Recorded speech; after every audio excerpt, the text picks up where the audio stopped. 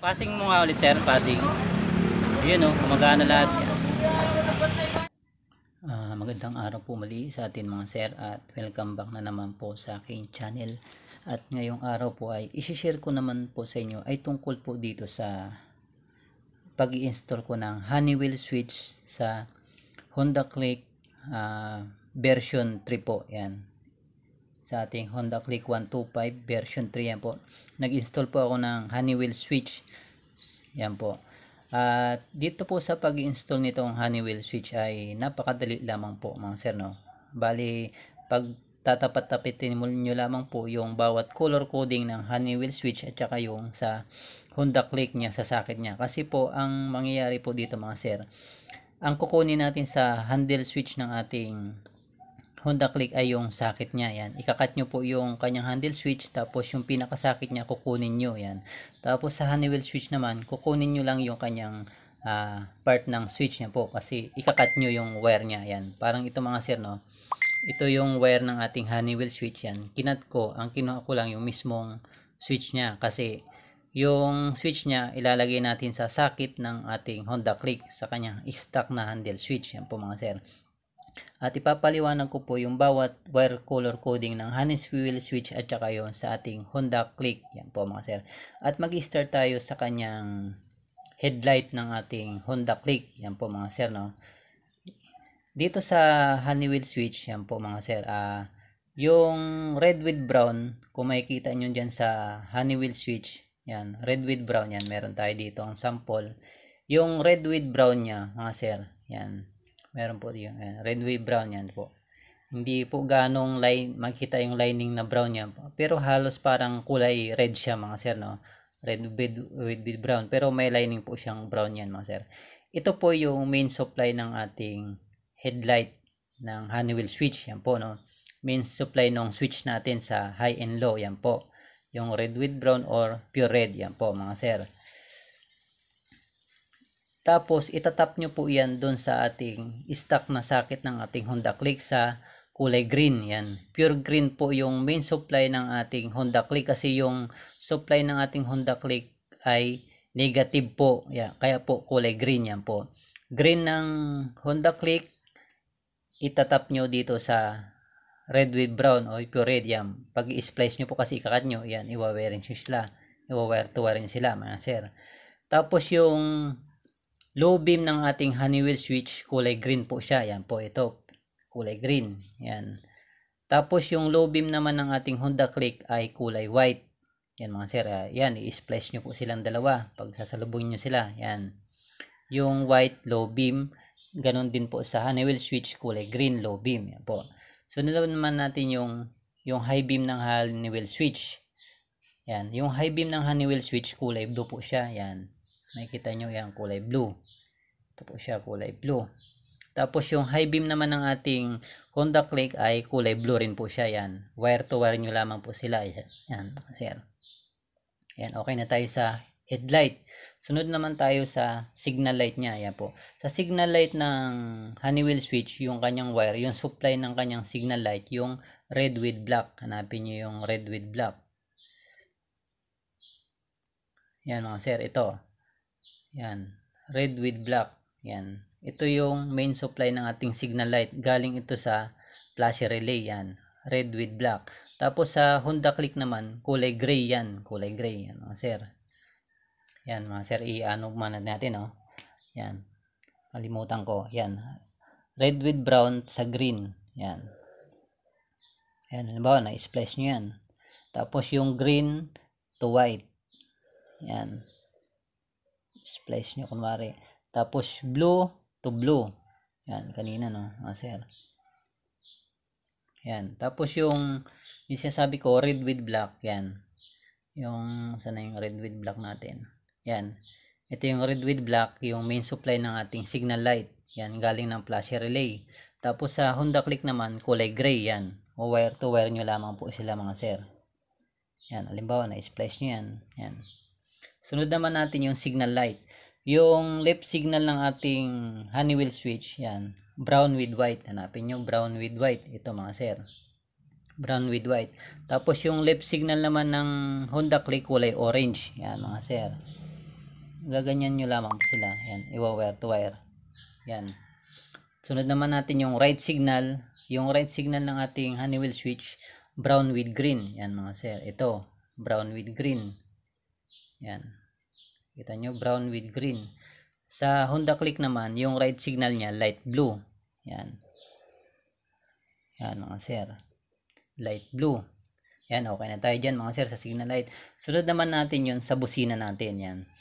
Yan, dito po sa busina natin, may imo-modify po tayo dyan na wire sa loob ng ating switch. Kasi po, yung makikita nyo pag binuksan nyo yung switch ng Honeywell switch, yan po. Makikita nyo dun sa busina sa kanyang horn switch. May dalawang wire po yan. Yung black with brown yan po. Ito po, black with brown. Saan natin? Ay, ito, brown with black po pala. Brown with black, sorry. Brown with black. Tapos, red with black. Yan, ganyan po. Ganito po yung yung kulay niya dun sa busina natin sa switch. Pag binuksan nyo po sa loob, makikita nyo may dalawang wire yan. Yan. Ito pong brown with black, ito yung trigger ng ating busina. Tapos yung red with black, yan. Kumuha po siya ng supply sa ating signal light. Yan, sa main supply ng ating signal light, yung red with black. Kasi po yung red with black na yan, galing sa ating flasher relay. Yan po. Naka-splice po siya dito mga sir, no? Doon, yan. Yung supply ng ating busina, kumuha siya dito sa ating supply ng signal light. Oh, alam nyo naman po, pag signal light, di ba, nagpa-flashing. Yung papatay-patay yung kanyang signal light, nagpa-flashing. Kaya pag hindi nyo modify yan, yung stock na busina nyo, mag pip, pip, pip, ganun po siya, para siyang signal light din. Kaya po ang mangyayaring gagawin nyo po natin, yung naka-splice dito na wire, makikita nyo naman po kasi ito may balot, ito di ba, may balot. Buksan nyo po yung balot, yan, malapit dun sa puno ng switch, yan, hanapin nyo yung red with black, may naka-splice po dyan. Tanggalin nyo po yung naka-splice sa kanya. Tapos yung naputol nyo yun na naka-splice, dugtungan nyo po ng wire yan. Yan. Pag nadugtungan nyo, ipalabas nyo dun sa may cover nito para magkaroon siya ng sariling supply yung ating busina. Halimbawa po yan, na-modify nyo na po, di ba? Na-modify. Yung brown with black, yung brown with black natin kanina, yan. Sana yung brown with black, yan. Yan, yung brown with black, ilagay nyo po siya sa light green. Light green ng ating Honda Click, yung wire niya, yan, light green. Yan, mga sir. Yan, na-splice nyo na kunwari. Tapos yung na-modify nyo na wire, yan, na-modify nyo na, wala na siya yung red with black. Nagkaroon na kayo ng sariling supply, nagkaroon kayo ng wire, kayo nang bahala kung anong kulay ng wire, yan. Siyempre, mayroon na siyang sariling supply yung busina. Itatap nyo sa black wire ng ating Honda Click sa accessories wire, dun sa, yan, nakikita nyo may kulay black dyan. Dun sa naputol natin, di ba? Yan. Diyan mo sila lagay, yan. Para yung busina nyo, may sariling siyang supply. Hindi na siya kumuha doon sa ating supply ng ating flasher relay. Yan po sa red with black. Yan mga sir. Okay na tayo dyan mga sir. No? Kailangan nyo pong i-modify yan para yung busina nyo hindi parang nagpa-flashing po siya. Yan mga sir, okay na tayo dyan. At sunod naman tayo dito sa passing switch natin, 'di ba? Sa Honeywell switch may passing. Ang wire ng passing light natin ay itong orange at saka white. Yan po, ito siya, orange at saka white. Para gumana po yung ating passing light sa ating Honda Click dito sa Honeywell switch, itong orange at saka white, itatap nyo dito yan sa ating green at saka blue. Itong green, yan yung supply ng ating headlight. Tapos yung blue, yan yung high beam. Yan po mga sir. No? Hanapin natin yung green at saka blue. Yan mga sir. Yan. Ito yung ating sa headlight, di ba? Yan. Itong green, main supply ng ating headlight. Tapos yung blue, high beam. Tapos ito yung ating passing light. Yan, dalawang wire yung passing light natin. Ito po, kahit magkabilagtaran, walang problema. Yan. Ito halimbawa, itong orange. Yan, itong orange, itap nyo dito. Yan, isama nyo, splice nyo siya dyan. Yan, splice. Yan, na-splice nyo na. Tapos yung white, yan, splice nyo rin dito sa blue. Yan, parang nakaganyan mga sir, di ba? Yan. isama nyo siya dito kanina, di ba? Yan, siyempre bukas na yan na natin. Isama natin dito sa blue at saka green. Yan mga sir. Isama natin siya parang mangyaring ganito, di ba? Yan, isama nyo sila para gumana yung ating passing light. Yan mga sir. Parang ganyan. Ito yung wire ng ating green. Tapos ito yung wire ng blue. Yan. Ang mangyayari, ito yung wire ng ating passing light. Parang ganito mga sir. Yan. Splice. Splice. Yan mga sir. Para gumana yung ating passing light sa ating Honeywell switch. Yan mga sir. Itap nyo lamang yan. Isama nyo dito sa green at saka blue. Yan. Mangyayari ganyan sir. Yan. Okay na tayo dyan mga sir. No? At sunod naman natin yung hazard para gumana naman yung ating hazard. Yan. Sa hazard naman mga sir, yung hazard switch natin, gagamit tayo ng dalawang diode. Yan po. Ito po, diode na nilagay ko 1 ampere po na may value na 1N4007 na diode. Dalawa po, no?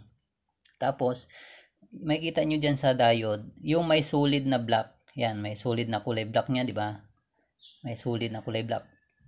Pagsamahin nyo silang dalawa, yan. Pagsamahin nyo silang dalawa. Yan. Magiging ganyan na sila, dalawa mga sir. Pag napagsama nyo yung dalawang pure black sa diode natin, hanapin nyo naman yung red with black. Yung red with black, yan naman yung para sa hazard natin. Hanapin natin yung red with black. Yan mga sir, yan. 'Di ba? Galing to sa ating supply ng ating signal light yan. May naka-splice din yan. Yan din yung supply natin sa para sa hazard, yung red with black na yan. Yan mga sir. Red with black. Tapos, yan mga sir, ilagay nyo dyan. Yan. Yan mga sir. Ay, may mali po pala mga sir, no? Mali po pala. Yan. Ito kasing red with black na yan. Ito yung galing sa ating flasher relay. Yan po mga sir, no? Mali po pala ito. Mali. Yan, pasensya na mga sir, ha. Nailagay ko yung supply niya sa hazard. Yan. Yung trigger para ng hazard natin, yung ano, brown with red dito. Yan. Brown with red. Brown with red natin.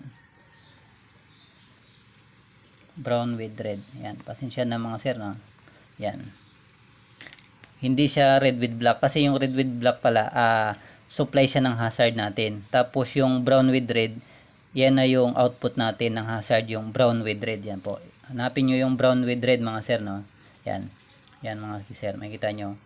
Brown na may lining na red. Yan, makikita nyo. Yan.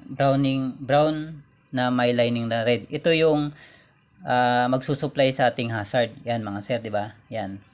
Ganyan. Yung pinagsama nating diode, yan. Ilalagay nyo yan sa brown with red. Yan mga sir. Yan. Ilalagay nyo yan sa ating diode. Yan, dito. Yan. Brown with red. Basta hanapin nyo mga sir, no? Brown with red. Yan yung para sa ating hazard. Yan mga sir. Tapos yung dalawang diode na may white marking, yan. Itap nyo dito sa ating signal light.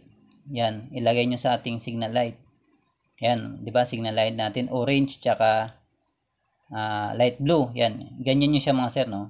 Sama nyo siya dyan. Ganyan. Yan mga sir. Parang ito mga sir, no? Yung brown with red, halimbawa, may diode na to. Tapos yung dalawang paa ng diode, ilagay nyo dito sa yan, white, ay brown with white at saka brown with green. Yan mga sir, no? Yan.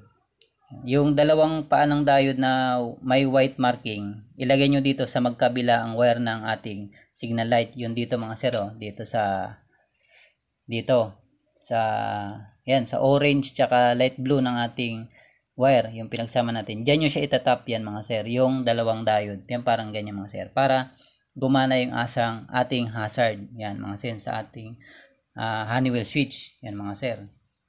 Yan mga sir, sana po ay maliwanag po sa inyo yung ating paliwanag dito sa ating Honeywell switch sa paglalagay sa ating Honda Click. Yan mga sir. Yan mga sir, oh, para makita nyo ng mas malinaw. Yan. Yan, screenshot nyo na lamang sir. Yan. Yan sir. or kaya i-PM nyo ako sir sa aking Facebook account. Yan, nakalagay naman po sa ating description yung aking Facebook account. Yan mga sir, para mabigyan ko kayo ng mas malinaw na copy nito. Yan.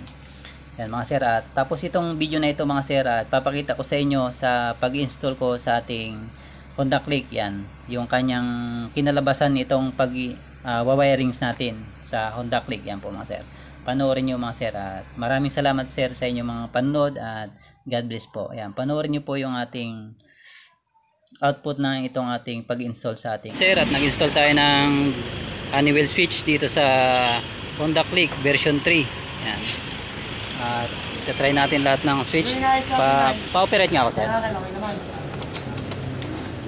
Ayan, operate ni sir yung mga function. So, signal light sir, signal light.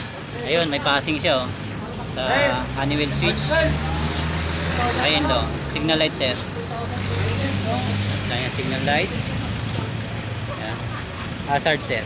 Yun o. Tapos busina sir. Sabi. Passing mo nga ulit sir, passing.